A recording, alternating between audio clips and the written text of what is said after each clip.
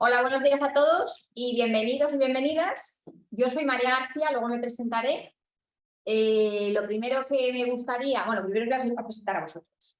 Os presento a Pau Hortal, que es impulsor y patrono de la Fundación Ergon. Y bueno, tiene una larga trayectoria profesional, pero hoy está aquí como responsable del proyecto de las propuestas que tienen que ver con modificaciones normativas y transparencia. Jaime es consultor, es director del Foro de Ciudades para el Empleo, miembro del Consejo Asesor de Ergon, y por eso está aquí, y además coordina el grupo de trabajo de las propuestas que tienen que ver con políticas activas, orientación e inserción. Y yo soy María García, yo soy fundadora y CEO de una compañía que se llama Smart Culture y estoy aquí en calidad de presidenta del Consejo Asesor.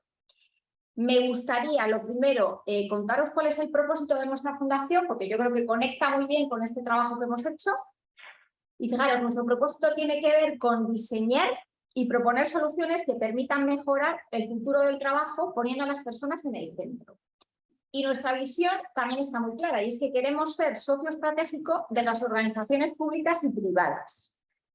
Tenemos 4 valores, os cuento todo esto porque lo hemos conectado muy bien con el trabajo de las propuestas. Nuestros valores son 4, independencia, que creo que es algo que marca mucho esta fundación, innovación, colaboración y transparencia.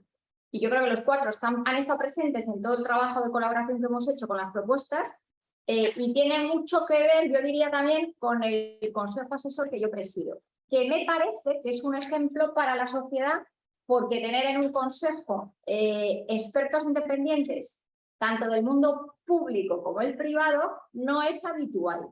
Y yo creo que esto nos da una visión holística que ha estado muy presente, lo vais a ver ahora, en el diseño y en las propuestas. Y lo que quiero contar es que respecto a las propuestas, un poco haceros un contexto, pues que en un entorno que evidentemente todos sabemos que es absolutamente incierto y muy complicado, el aunar un equipo de trabajo capaz de pensar, capaz de diseñar estas propuestas, además propuestas que no sean la luna y el sol, sino aterrizar propuestas que creemos que pueden contribuir a todo lo que tiene que ver con la mejora del mercado de trabajo, yo creo que es todo un propósito. O sea, yo creo que es todo un propósito.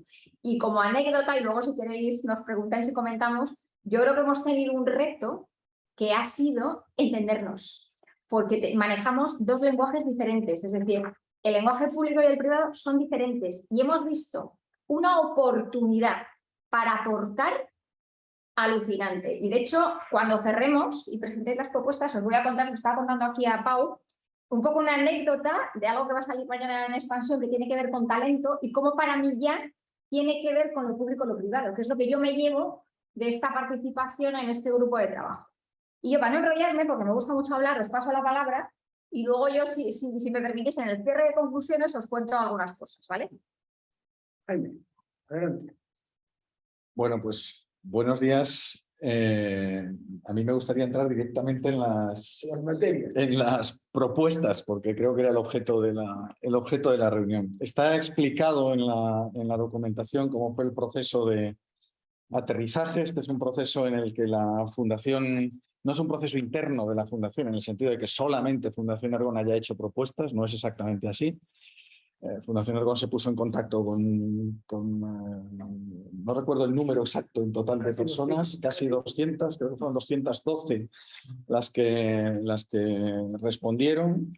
Y al final hubo lo que yo llamaría una especie de proceso de decantación. Es decir, cuando uno recibe 214 propuestas en total, que fueron las formuladas, las dividimos en 36, en 6 ámbitos diferentes, pero muchas de ellas eran repetidas o eran complementarias o no se entendían bien o no estaban suficientemente aterrizadas. Es decir, lo que se hizo fue un trabajo a partir de esas 214 propuestas iniciales hasta seleccionar, hacer un grupo que llamamos de validación de 25 propuestas, que ya parecían que tenían una cierta coherencia, eran complementarias entre sí, no se pisaban unas a otras, es decir, respondían ya a una cierta lógica.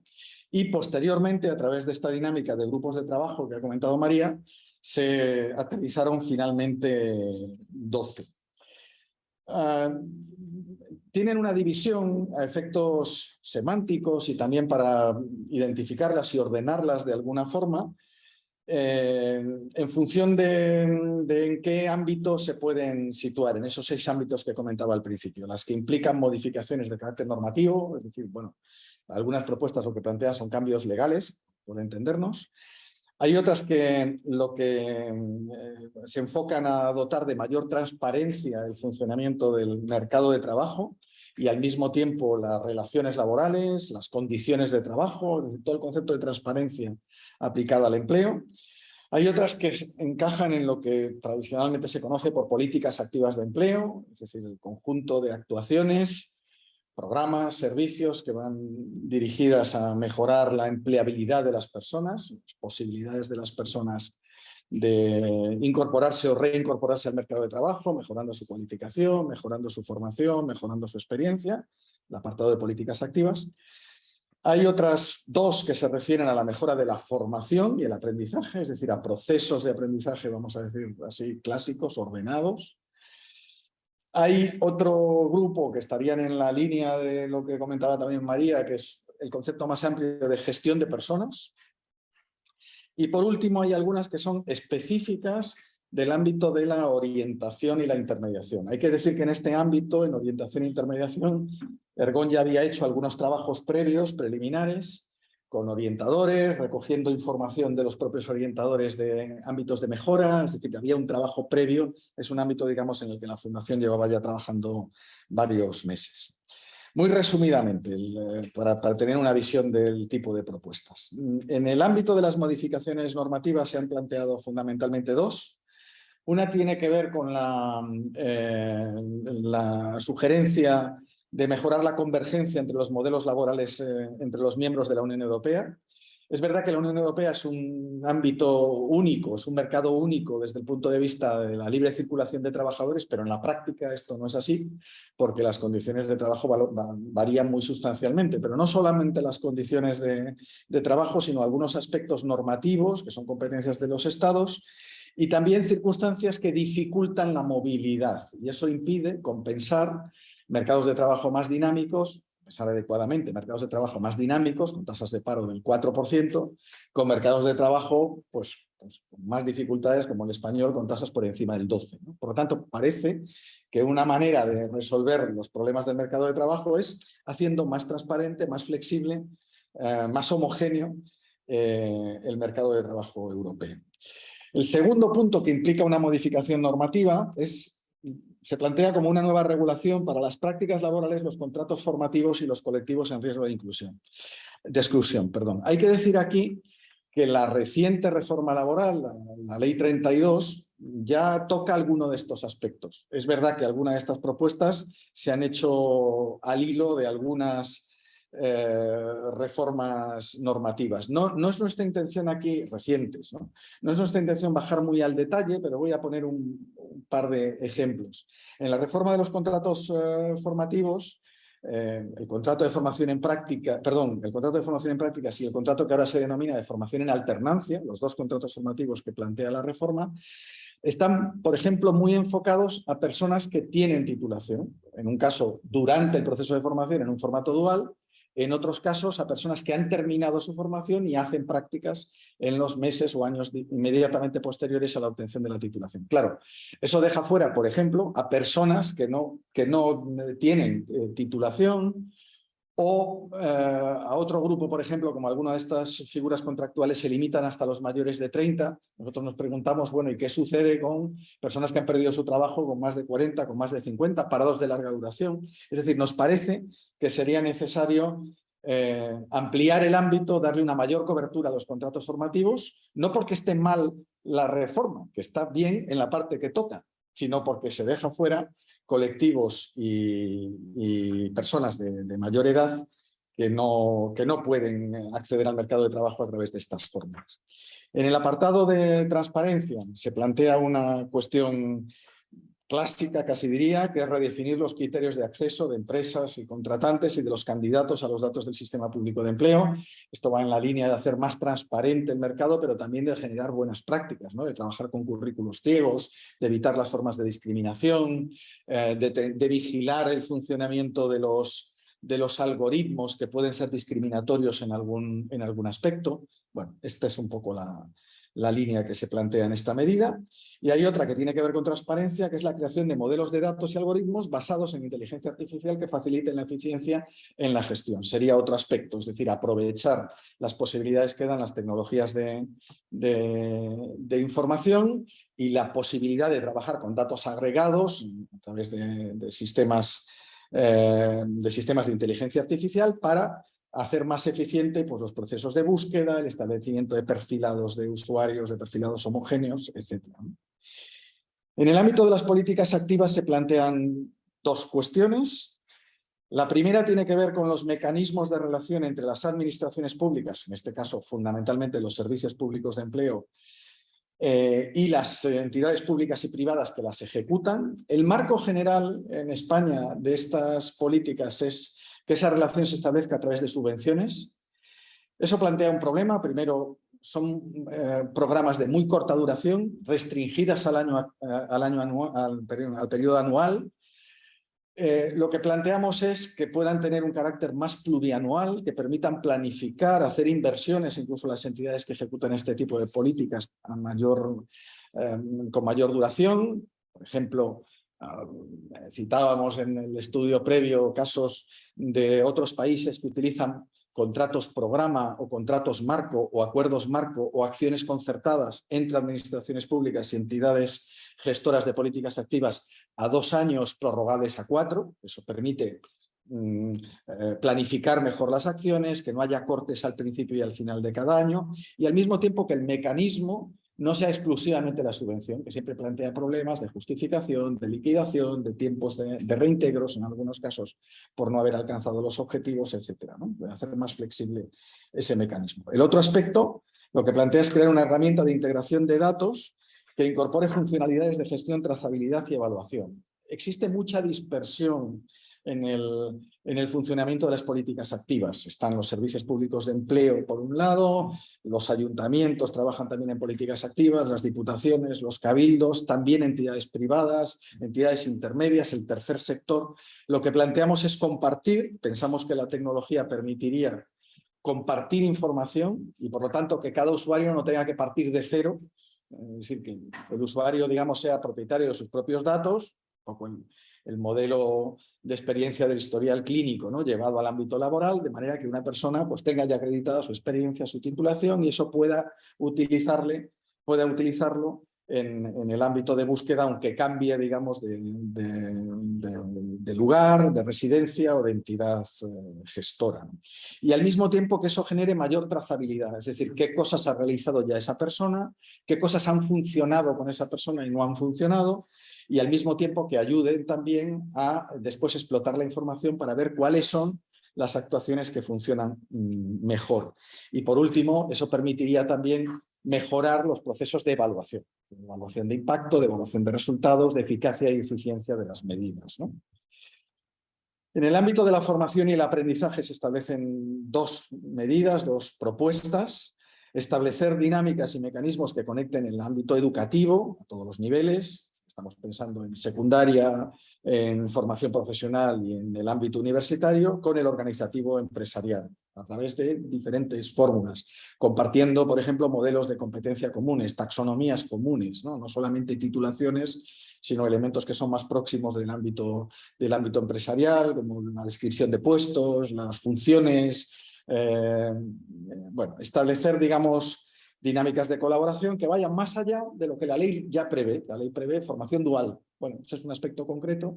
Nosotros lo que planteamos es ir más allá para hacer, digamos, muy permeable el ámbito académico, el ámbito educativo, especialmente el universitario y el de formación profesional con las empresas. Otro aspecto, definir una estrategia para la implantación de un modelo de formación dual en todos los entornos educativos. Lo decía al comienzo, tiene que ver con la propuesta número 2, la regulación de las prácticas laborales.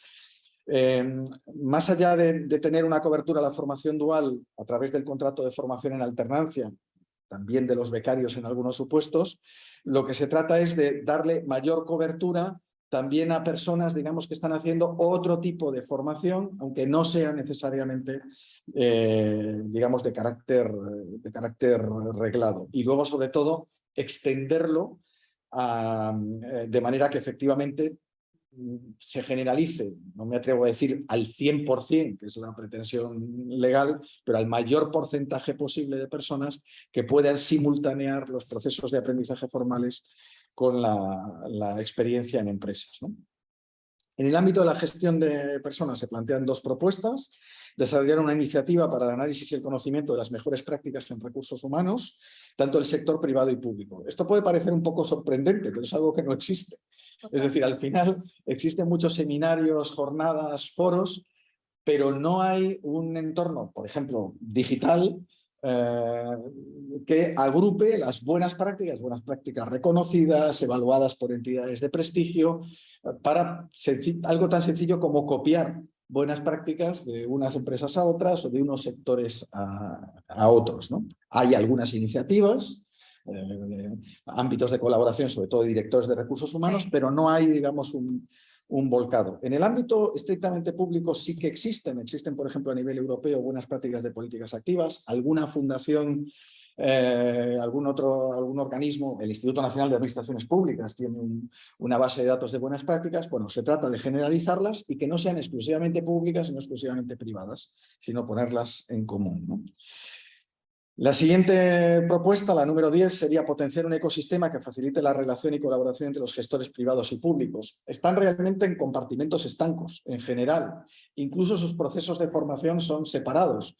Las administraciones públicas tienen sus propios procesos de formación a través de sus escuelas de administración públicas, del INAP o de los organismos semejantes autonómicos, y los gestores privados pues tienen sus procesos formativos o sus entornos de colaboración pues a través de la asociación de directivos, ¿no? De la asociación de directivos de recursos humanos. Bueno, lo que planteamos es ponerlo en común para crear eso que llamamos un ecosistema en el que convivan gestores públicos y gestores privados, que los dos tienen el objetivo de mejorar el funcionamiento del mercado de trabajo y del empleo.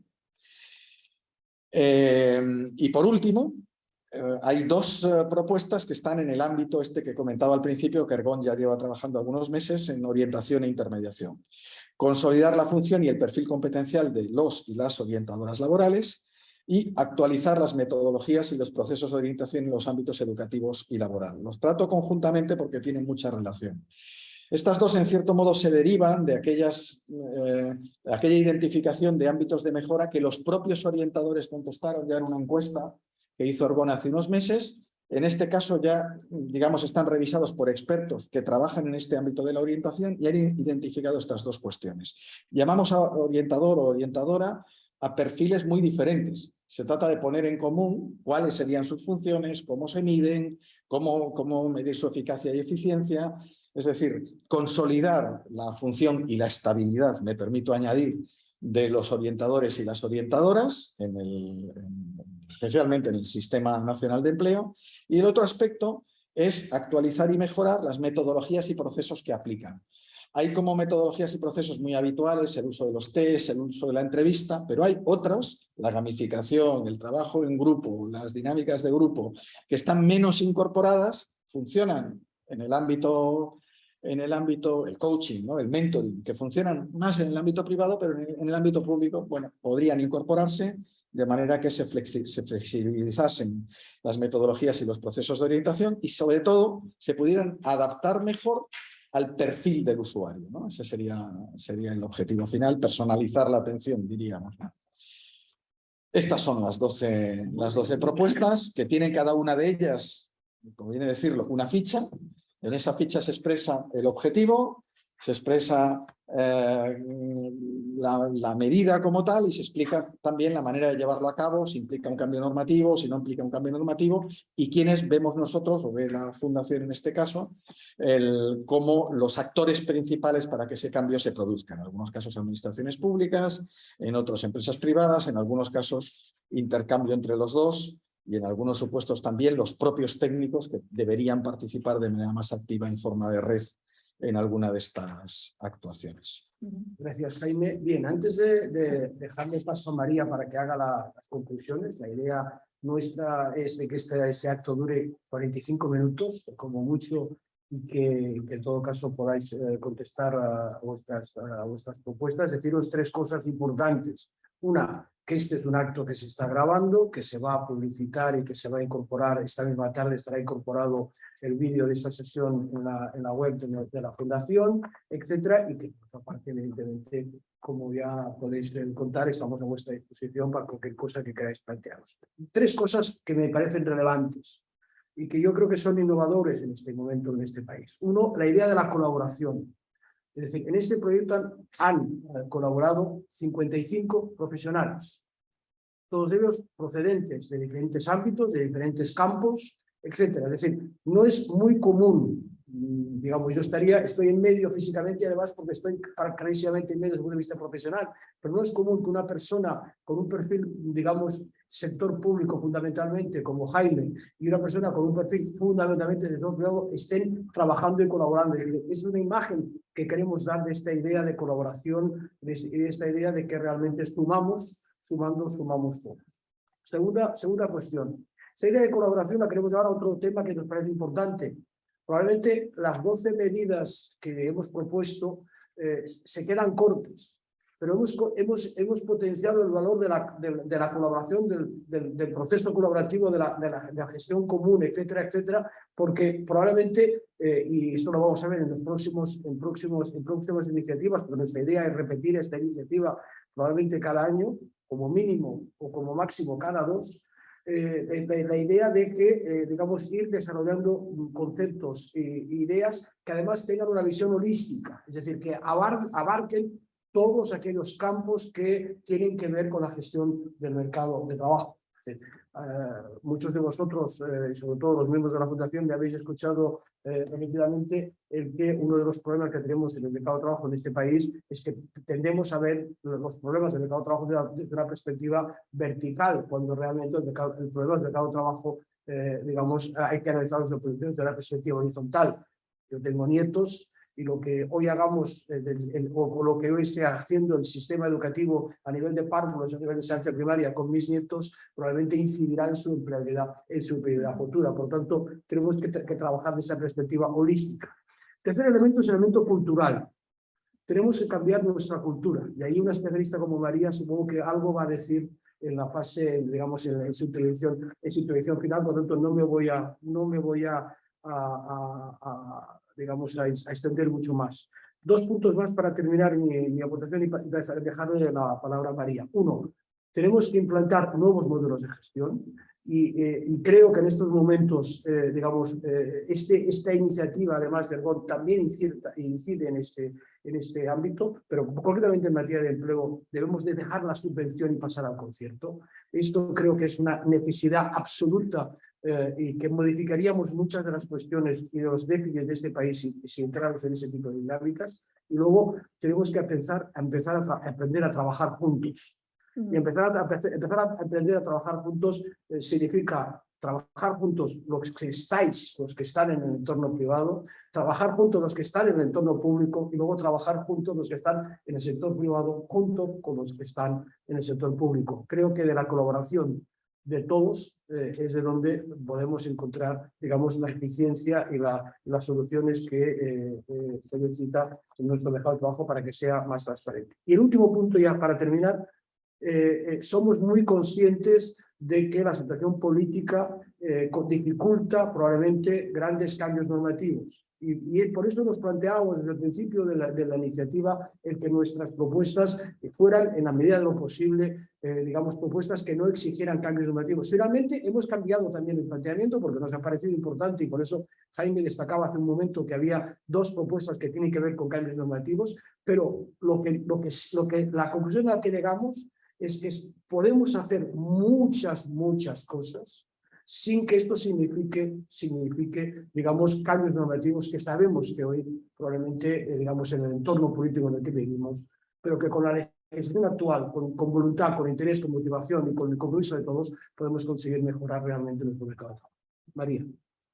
Pues sumando, porque la verdad es que lo que yo quiero decir suma lo que dices tú, yo diría que la experiencia ha sido de aprendizaje. Hemos aprendido todos los 55 y hemos desaprendido, que eso es muy importante. O sea, yo creo que hemos dado ejemplo de colaboración y la colaboración es estupenda y a veces lo que requiere es algo que desde mi punto de vista falta absolutamente en las compañías, en el sector público, me da igual, en la sociedad, que es el debate. Es decir, yo veo una ausencia de debates inteligentes para co-crear, para aportar valor, donde nos retamos, donde al final tienes que cambiar de opinión y aceptar lo que te dice el otro. Y yo creo, o sea, si quiero destacar algo ha sido eso, que nos hemos debatido, que nos hemos retado y creo que eso es lo que nos falta en la sociedad, porque pasamos de una armonía artificial donde no decimos, no opinamos diferente a lo que no es un debate, que es la agresión. Entonces yo creo que hemos sido ejemplo de debate y yo creo que hemos demostrado inteligencia colectiva y responsabilidad. Y un poco, efectivamente, es que no podíamos plantear cosas que solo dependiesen de los legisladores. Entonces yo creo que cuando tú asumes la responsabilidad, seas del mundo público o privado, me da igual, y dices, oye, y yo desde la visión que yo tengo, oye, desde mi expertise, ¿yo qué puedo hacer? Yo creo que eso es lo que te suma que salgan propuestas concretas y aplicables. Entonces yo creo que la experiencia es estupenda, creo que no está todo hecho, pero que tenemos esas fichas que decía Jaime y que ahora lo que tenemos que hacer es siguientes pasos, pero sinceramente me parece un ejemplo de que cuando te paras, piensas y juntas gente diferente que opina diferente, las cosas salen. Y creo que esa diversidad es lo que nos falta en la sociedad. Y unido a esto, quería acabar con algo que me parece muy simbólico, que es que a mí hace 2 días me preguntaban, oye, 3 antídotos, que es el tema de moda, para la escasez de talento, que es que no hay talento. Y la verdad es que me di cuenta de todo mi proceso de aprendizaje con este tema de Ergon, porque mis 3 propuestas, yo seguramente no hubiera hecho estas propuestas si no hubiéramos hecho las de Ergon. Entonces, para mí, la primera, evidentemente, tenía que ver con talento y cultura, es decir, tengo clarísimo que aquí hay un tema por resolver en las compañías en la sociedad, que es la diversidad, pero la diversidad de verdad, diversidad e inclusión. Es decir, la diversidad cognitiva, que es que podamos pensar diferente. Y yo me encuentro en muchas compañías donde al final lo que queremos es que todos penséis igual, pensamiento único. Y ficho talento diverso, pero cuando llegas a la compañía para que yo pertenezca y me acepten, tengo que ser igual. Y creo que eso es un asunto pero pendiente. Por supuesto, todo lo que tiene que ver, fijaros, con edadismo, me da igual que sea gente mayor de 55, gente de 23. O sea, creo que falta una visión de complementariedad de las diferentes generaciones, porque nos complementamos. Y creo que se están generando unas etiquetas absurdas donde perdemos talento y donde la gente joven se va, y no me extraña, porque no entendemos que es que tienen otros objetivos. Entonces yo creo que tenemos un trabajo por hacer brutal. Y luego, creo que falta otro tema que es los silos, la falta de visión holística, de transversalidad. Creo que tenemos que romper eso en las compañías, seguramente en el sector público y en definitiva para mí en la sociedad, porque es verdad que nosotros los 55 profesionales venimos de mundos diferentes, bueno, es que a veces no nos entendíamos hablando todos castellano, o sea, que ha sido realmente un reto, o sea, que este ha sido el reto. Y fijaros, cuando mis 3 recetas tienen que ver, uno, con talento y cultura, porque es verdad que es mi tema, y yo creo que hay mucho por hacer en las culturas organizativas y de la sociedad. Segundo, el tema de talento de educación, que tú hacías referencia ahora mismo, Pau. Es decir, yo creo que tenemos que incorporar todo lo que es, para que la gente sea empleable desde que es pequeñita, desde la infancia, todo lo que es el ser autodidacta, el tema de la autoconfianza, el tema de las emociones, el tema de la curiosidad, porque eso es lo que te genera empleabilidad cuando vas creciendo. Entonces, creo que hay un tema de talento de educación que tiene que ver con la infancia, que tiene que ver con todo el tema de formación dual y que tiene que ver con el tema de FP. Yo me leía una noticia que me encantó esta semana, que es lo que está haciendo el gobierno vasco, lo que se va a hacer de diseñar las competencias transversales de la FP del futuro, y yo creo que eso nos va a ayudar a incorporar talento. Y el último tema al final tiene que ver con talento conectando sector público y privado, que es un poco a lo que hacía referencia tú, Jaime, con el tema de orientadores profesionales. Yo sé que hay cosas que se hacen, porque claro, mi mundo es el privado, que se podrían hacer en el público y que serían maravillosas. Estoy convencida de que hay cosas en el público que se podrían aplicar al privado. Entonces creo que ahí hay otro mundo donde de verdad podemos conseguir mucho más talento. Y que el talento de verdad, primero, para empezar, romper el paradigma de que talento es alto potencial, porque para mí todas las personas tenemos talentos diferentes. O sea que yo creo que tenemos ahí un campo en Ergon interesante y bueno, yo creo que ahora esto va de seguir colaborando y yo no sé si las 12, pero que algunas de estas propuestas se hagan realidad. Yo creo que ese es el reto que tenemos ahora. Así, para terminar, anunciaros, y si tenéis alguna pregunta vía digital o vía presencial, para que queráis formularnos, ¿no? Anunciaros que estamos elaborando un dossier, un informe final digamos, más completo, digamos, sin que sea un tocho de rigor, sino un documento de 40 a 45 páginas aproximadamente, que es lo que van a salir, que presentaremos después a primeros de año, después de enero, y que evidentemente el compromiso que tenemos como fundación es que este dossier, este informe, todavía no tenemos muy claro el título, lo presentaremos a todas las personas que tengan capacidad o digamos instituciones, personas, fundaciones, entornos, digamos, que puedan realmente, a los cuales puede impactar nuestras propuestas, y esto lo desarrollaremos en el primer trimestre del año próximo. Deciros también, y también creo que es un compromiso que asumimos con nosotros mismos y con todos los colaboradores de la Fundación, que este proyecto va a continuar. No sabemos si una vez al año, pero que es un proyecto que lo que queremos es continuar y que, evidentemente, una de nuestras iniciativas o alguna de nuestras ideas sería de que, como mínimo, una de las 12 propuestas pudiéramos, en julio del año que viene, cuando hagamos nuestra jornada anual, podamos de alguna realidad, digamos, concreta, plasmada en base a alguna de las 12 propuestas que hoy os hemos presentado.